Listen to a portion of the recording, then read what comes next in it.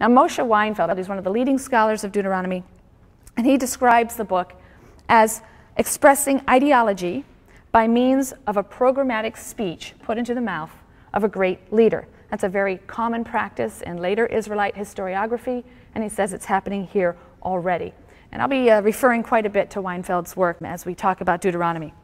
Deuteronomy differs from the other books of the Pentateuch in other significant ways. So, for example, according to the priestly writer, Israel received its laws, its Torah, from God at Mount Sinai. But in Deuteronomy, the laws were given here on the plains of Moab, 40 years after Sinai, before the Israelites crossed the Jordan. At Sinai, the Israelites heard the Decalogue, but the remainder of the laws, it would seem, are delivered on the plains of Moab. We can look at the basic structure of Deuteronomy in a couple of ways. We can do a kind of literary division according to the speeches.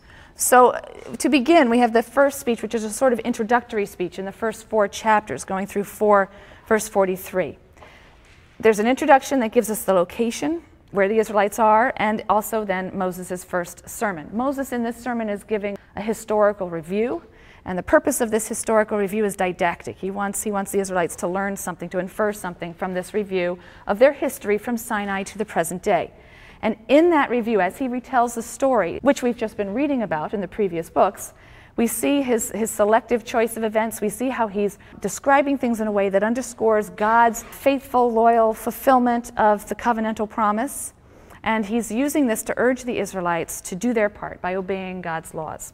The second speech extends from 4, verse 44 through 28, verse 6.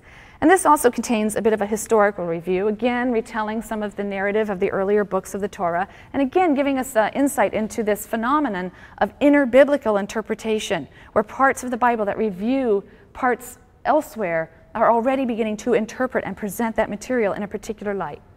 But then we have a central section of laws being presented, beginning at about 12. So this is still part of Moses' second speech, but stretching from Deuteronomy 12 through 26.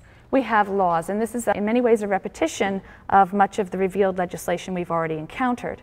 That central portion of laws, 12 through 26, is thought to be the earliest core of the book. We're going to come back and talk about that in a moment.